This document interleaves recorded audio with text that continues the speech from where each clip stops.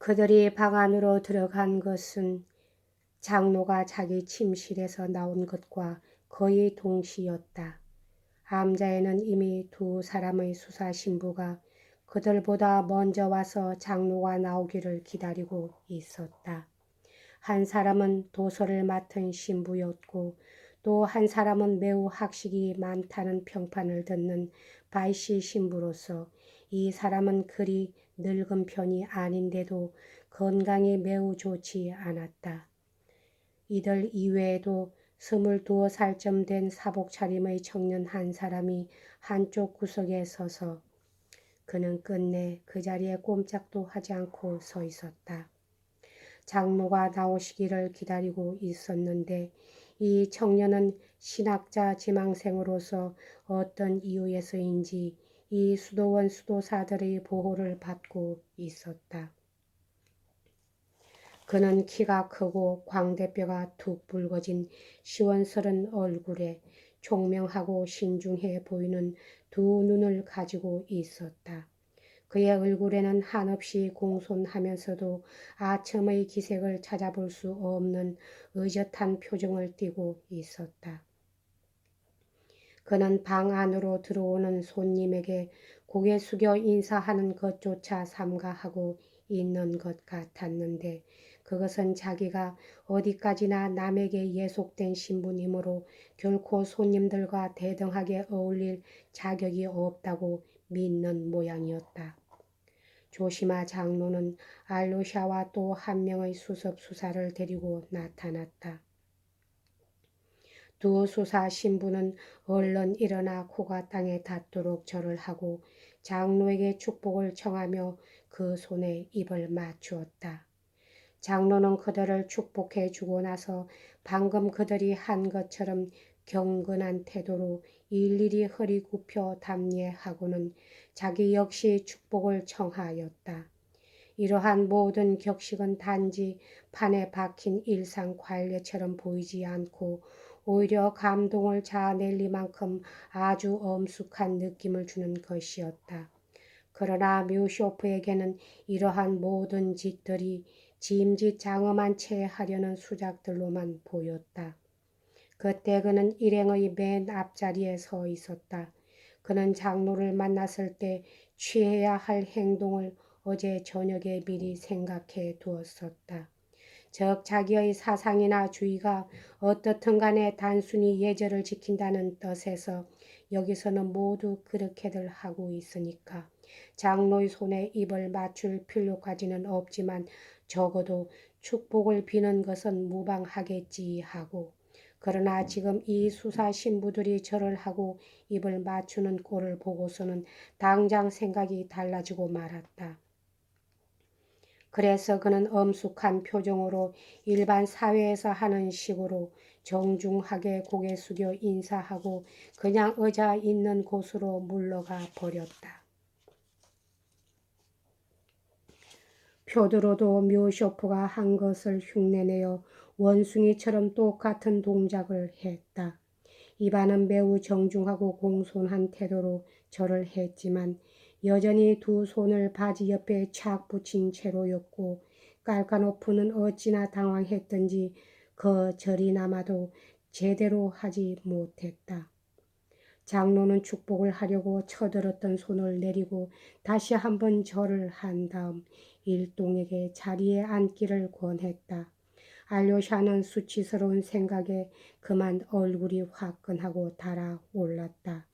그의 불길한 예감이 맞아 들어가기 시작했던 것이다. 조시마 장로는 가죽을 씌운 구식 마호가니 의자에 앉으면서 두 사람의 신부를 제외한 나머지 손님을 맞은쪽에 놓인 가죽이 달아빠진 흑색 의자 4개에 앉도록 했다. 두 사람의 신부는 멀찍이 떨어져서 한 사람은 문 옆에 또 한 사람은 창문 옆에 자리를 잡고 앉았다. 신학생과 알로샤와 수습수사는 그냥 서 있었다. 암자는 그리 넓지 못했고 어딘가 조금 낡아 보였다. 가구와 접기도 모두 흐름하고 값싼 것들인데 그것도 꼭 필요한 것들 뿐이었다. 창문턱에는 화분이 2개 놓여 있었으며 방 한쪽 벽에는 여러 폭의 성화가 걸려 있었는데 그 중 하나인 커다란 성모상은 아마 정교회 분리 훨씬 이전에 그려진 그림 같아 보였다. 성모상 앞에는 작은 등불이 하나 놓여 있었다. 그 옆에는 번쩍거리는 도금을 한 성상이 2개 있고 또 그 옆으로는 조그만 천사의 조각과 사기로 만든 달걀, 가톨릭식의 십자가를 안고 있는 성모의 비탄, 그리고 이탈리아 옛 거장들의 솜씨인 몇 개의 판화가 세워져 있었다. 이런 진귀한 예술품 사이에는 몇 개의 유치해 보이는 러시아 석판화가 끼어 있었는데 이것들은 성도나 순교자나 성인 등을 그린 것으로서 단 몇 푼만 주면 당장 어디서나 살 수 있는 물건들이었다. 또 그 맞은쪽 벽에는 역대 러시아 주교들의 초상화가 나란히 걸려 있었다. 뮤쇼프는 이 판에 박힌 장식들을 재빨리 훑어보고 나서 장로에게로 시선을 돌렸다. 그는 자기의 관찰력을 지나치게 자신하는 약점을 가지고 있었다. 그러나 그의 나이 이미 50이라는 점을 감안한다면 그리 탓할 바가 못 되는지도 모른다.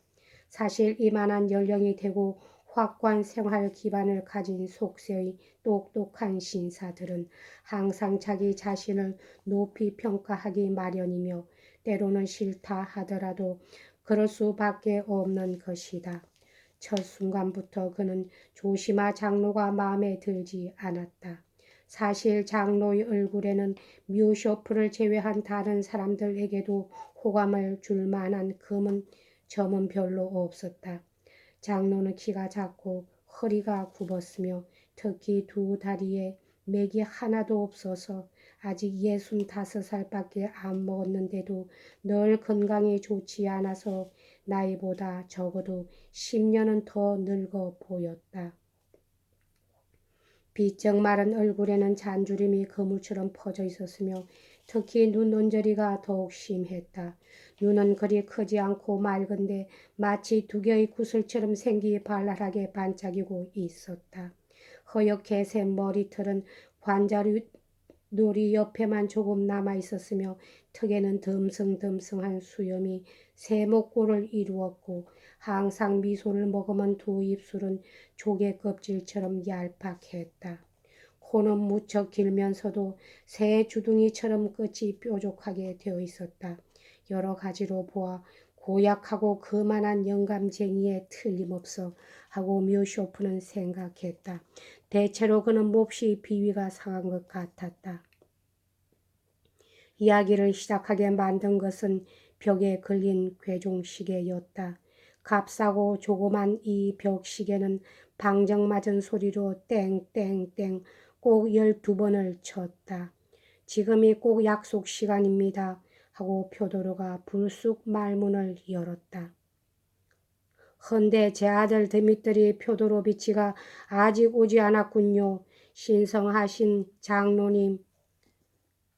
알료샤는 이 신성하신 장로님이란 말에 온몸이 오싹해지는 것을 느꼈다.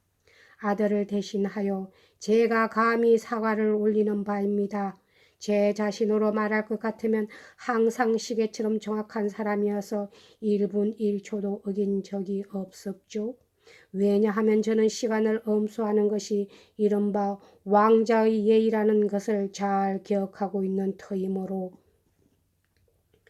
하지만 당신이 설마 왕자라는 건 아니겠지? 참다 못한 뮤쇼프가 곧 말꼬리를 가로챘다. 그럼요. 그럼 난 임금님이 아닙니다. 하지만 뾰도로 알렉산드로비치, 당신이 끼어들지 않아도 그 정도는 나도 알고 있어요. 장로님, 전 언제나 이런 얼토당토 않은 소리를 질거리는 버릇이 있습니다. 하고 그는 갑자기 어떤 비통한 감정에 사로잡히면서 소리쳤다. 보시다시피 전 정말 진짜 어리광대올시다. 저는 항상 이런 식으로 자기 소개를 하거든요. 이건 아주 기막힌 버릇이죠. 하지만 이런 덜 떨어진 수작을 늘어놓게 되는 것도 제 딴에는 어떤 목적이 있기 때문이랍니다. 무슨 목적인고 하니 될 수 있는 대로 사람들을 웃겨서 나도 같이 즐거워지고 싶은 목적 말입니다. 사람이란 유쾌하게 지낼 필요가 있지 않을까요? 그렇지 않습니까? 그러니까 7년쯤 전 일인데 그때 몇몇 장사치들과 함께 먼 데 있는 어느 조그만 도시에 갔던 적이 있습니다. 사업상의 용무로 말이지요. 우린 그곳의 경찰서장을 찾아갔습니다. 좀 부탁할 일이 있어서 한턱 내려고 했던 거죠. 그런데 그 경찰이란 자가 나오는 걸 보니 키가 장대 같고 뚱하고 무뚝뚝한 데다가 머리털이 허연 것이 여간 감대 사납게 보이지 않더군요. 첫눈에 보기에도 위험천만한 상대 같았지요. 그래서 저는 사교계 인사들처럼 성큼성큼 다가가서 서장님, 부디 저희들의 라버니꺼가 되어주시기 바랍니다.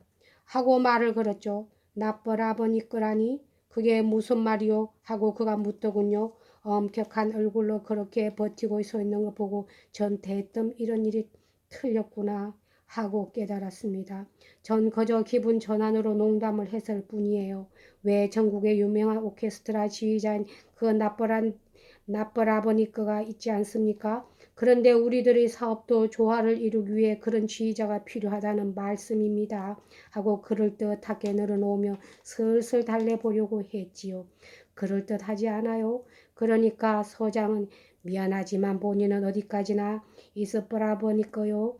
본인의 직명으로 웃음거리를 만드는 건 용납할 수가 없소. 하고 획 돌아서 나가버립니다. 저는 그 뒤를 쫓아가면서 맞습니다. 맞아요. 당신께서 나보라 보니까가 아니라 있어보라 보니까지요.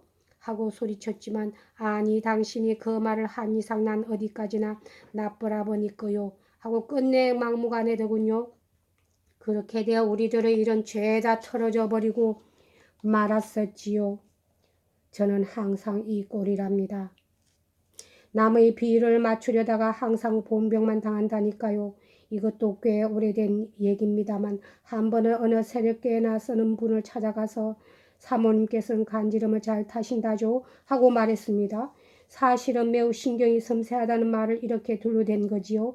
그러자 그분은 난데없이 그래 자네는 우리 마누라를 간질러 줘봤나? 하고 반문하는 게 아닙니까? 저는 아첨을 좀 해줘야겠다고 생각하고 예 간질러 드렸음죠 했더니 그분은 당장 저를 간질러 주기 시작했습니다. 하도 오래전에 있었던 일이라서 이제 말하기 창피하다는 생각도 의지간히 가셨습니다만 이렇게 전 항상 자기에게 불리한 일만 저지른다니까요. 당신은 지금도 그런 짓을 하고 있는 거요? 하고 미우 슈퍼가 심히 못마땅하다는 듯이 투덜거렸다. 아마 그럴는지도 모르죠. 뾰도로 알렉산드로비치. 나도 그걸 알고 있으니까 말입니다. 나는 말을 시작하는 그때부터 그걸 느끼고 있었지요. 그리고 당신이 꼭 무슨 참견을 하리라는 것도 알고 있었고요. 그런데 말씀입니다만 장로님, 저는 제 농담이 별로 안 먹혀 들어가는 걸 알게 되면 두 볼이 축 늘어져서 썰룩썰룩하는 버릇이 있답니다. 이건 제가 젊어서 어느 귀족네 집에서 눈칫밥을 얻어먹을 때 생긴 버릇이지요. 저는 이 세상에 태어나면서부터 줄곧 어릿광대였지요. 말하자면 일종의 광기 같은 것이겠지요. 장로님, 제 머릿속에는 아마 막이란 놈이 하나 들어앉아 있는 것 같습니다. 그렇지만 이놈도 그리 신분이 대단한 막이 녀석은 아닌 모양입니다. 좀 더 그럴듯한 막이라면 저 같은 사람한테 붙어있지는 않을 테니까. 여보 뼈드로 알렉산드로비치 뭘 그렇게 좋아하시오? 내가 보기엔 당신도 그 마귀가 골라잡을 만큼 대단한 사람은 아닌 것 같수다만 그런데 장로님 전 믿고 있습니다. 하느님을 믿고 있단 말씀이에요. 조금 전에는 믿지 않고 있었지만 지금은 이렇게 조용히 앉아서 위대한 말씀을 기다리고 있습니다. 장로님 저는 프랑스의 철학자 디드로의 경우가 꼭 같습니다. 장로님께서는 옛가 젤리나 여왕 폐하 시대의 디드로가 대주교인 플라톤을 찾아갔었던 일화를 알고 계시겠죠. 그는 들어가자마자 하느님은 없다고 선언했습니다. 그러자 위대하신 대주교께는 손가락으로 하늘을 가리키며 어리석은 자가 자기 마음에 이르기를 하느님은 없다고 하는도다 하고 대답했습니다. 그러자 디도로는 당장 대주교의 발 앞에 엎드려 믿습니다. 세례도 받겠나이다 하고 외쳤다는 것입니다. 그리하여 그는 당장 그 자리에서 세례를 받았지요. 그때 다시 꼬바 공작 부인이 대모가 되고 뽀점끼인이 대부가 되어 주었는데 여기까지 하겠습니다.